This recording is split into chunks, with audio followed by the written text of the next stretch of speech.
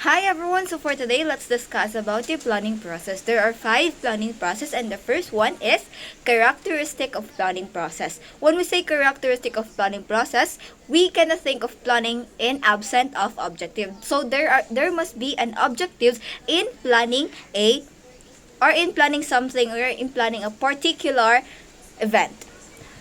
So planning is primary function of management. So when we say function of management, so there are many functions that manager can play or perform with. So no other function can be executed by the manager, but also by the manager, and the manager only play the function he or she wants to.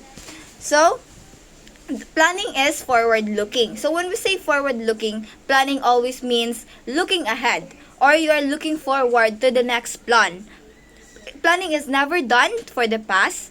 All the manager try to make predictions and assumptions for future, and these predictions made on the basis of past experience of the manager and with a regular and intelligent scanning of the general environment.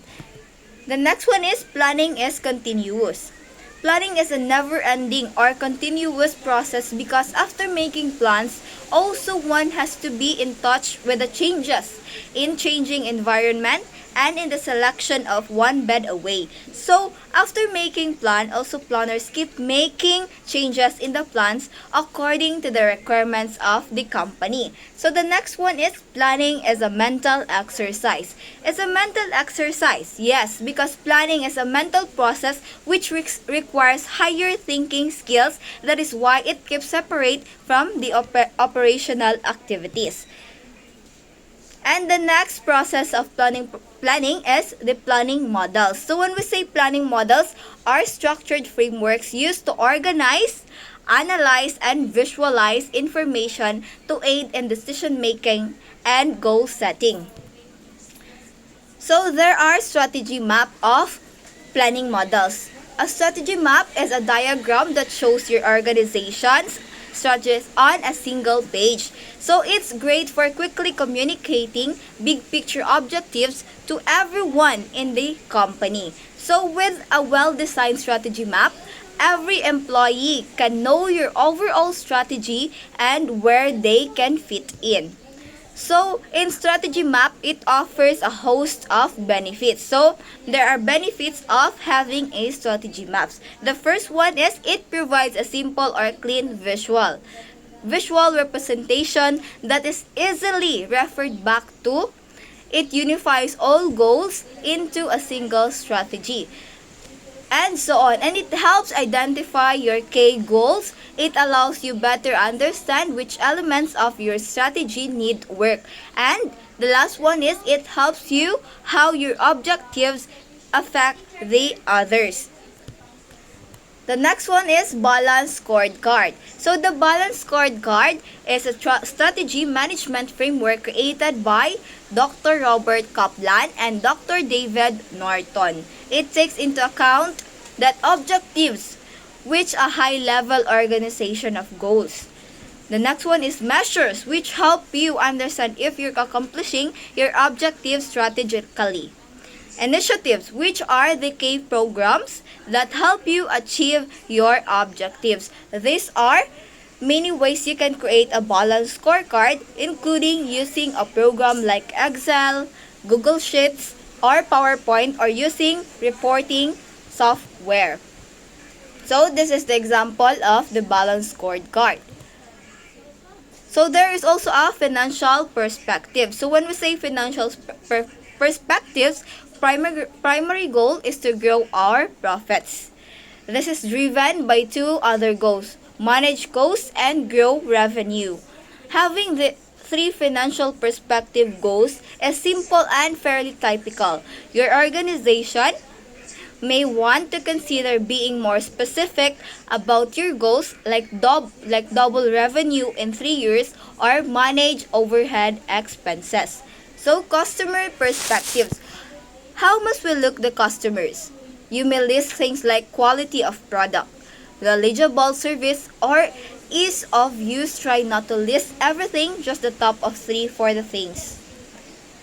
We have SWOT analysis. applicable to all industries. A SWOT analysis or SWOT matrix is a high-level model used at the beginning of the organization's strategic planning. It is an acronym for strengths, weaknesses, opportunities, and threats. Strengths and weaknesses are considered internal factors and opportunities and threats are considered external factors. So strength, when we say strength, able to respond very quickly as we have no red tape and no need for higher management approval. So strength also, we can change direction quickly if we find that our marketing is not working. So weaknesses. Our company has little market presence or reputation. We have a small staff with a swallow skills base in many areas. So the next one is types and uses of models. So the first one is basic model. So when we say basic model, this is the planning is ideal for establishing your company's vision, mission, business objectives, and values. This model helps you outline the specific steps you need to take to reach your goals or your main objectives of that particular company. So the next one is issue-based model. When we say issue-based model, this is essentially an extension of the basic strategic plan model. It's a bit more dynamic, very popular for companies that want to create a more comprehensive plan. So issue-based model is a dynamic. So it is a changing plan for a particular company to have a more competitive and comprehensive plan or outcome for a particular project. So the next one is alignment model.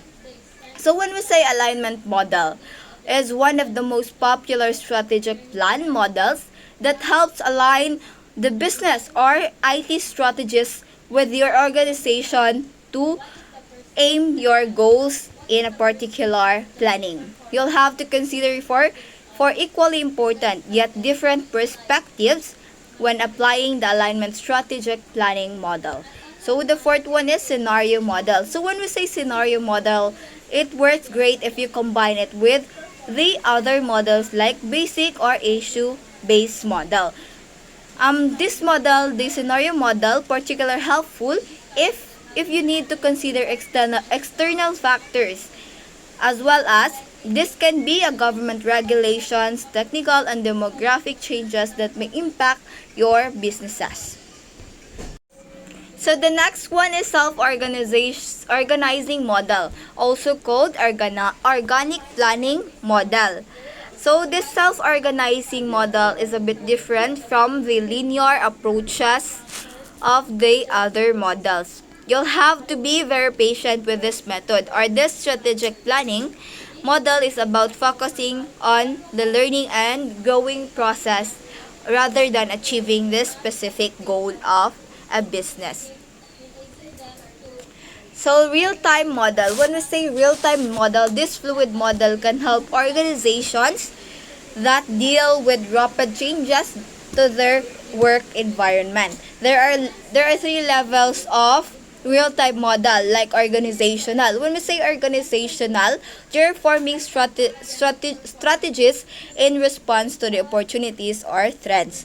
The next one is programmatic. At the programmatic level, you have to decide how to respond to specific outcomes or environmental changes. The last one is operational. Operational, you will study internal systems, policies, and people to develop a strategy for your company. The next one is inspirational model. So when we say inspirational model, it's perfect to inspire and energize your team as they work toward your organizational goals. So SWOT analysis framework, one of the most popular strategic planning framework is the SWOT analysis. So when we say SWOT analysis, it's a first great step in identifying the areas of opportunity and the risk, which can help you or help the entrepreneur to create a strategic plan that accounts for growth and prepare for threats. This is the example of SWOT analysis. There are strengths, weaknesses, opportunities, and threats. Okay, so let's continue our report. So in the number 4, some principles in planning. So there are 7 principles for strong planning. The first one is the principle of passion, the principle of creativity, the principle of influence, the principle of priorities, the principle of flexibility, the principle of timing, and the principle of teamwork. So let's discuss the first principle. The principle of passion. Passion gives planning energy and focus. Passion narrows our vision so that the plan dominates our attention and distraction fades into the background. So number 2 is the principle of creativity. So in planning, there's always a lust for concreteness, something solid to wrap our minds around. That diverts us from tackling the harder, more difficult dilemmas facing us. Take time to think creatively about the issues you are tackling and encourage your team to be creative as well. Don't rely, as all too often happens, on just one person to be the creative thinker on your team, but get everyone involved in inspired thinking. Number 3 is the principle of influence. The support of other people will help to make or break your project. So when you're preparing your plans, consider whether you will be able to persuade others so you can get what you need. Learn what matters in their lives and how you assist them in an effort to gain a reciprocal help from them on your project. Next is the principle of priorities. Before planning your career, determine your purpose, the priorities in your life. It's important to find your purpose so that you run, not on the fast track, but on your track. Next is the principle of flexibility. Not everything will go according to your plans, so be prepared to improvise. Some of the best things I've received in life have been surprises that I could never have planned in advance. So, in principle of flexibility, you have to be flexible. You have a plan A and a plan B. The next one is the principle of timing. So life has its ups and downs. When we're in the valleys of life, we don't see clearly, and our decisions therefore are skewed toward escaping our problems. That's a good reason not to make any major decision when in a valley. Next, the last one is the principle of teamwork. Get others to help you with your plans so you can overcome your weaknesses and blind spots. The last subtopic of our title is choosing projects, some criteria. So what is a project selection? Project selection methods is a process used by business to evaluate and choose among various project proposals based on predetermined criteria, organizational goals, and available resources. And the goal is to identify the most feasible projects that align with the business strategic objectives and also provide the best return in investment. So this project selection criteria. So before beginning the process of selection, it is imperative to keep the following 4 factors in mind. The first one, strategic alignment. The project must align with a broader strategy of the firm. It needs to give a high return on investment while also contributing to the long-term goals for the company. Second one is risk assessment.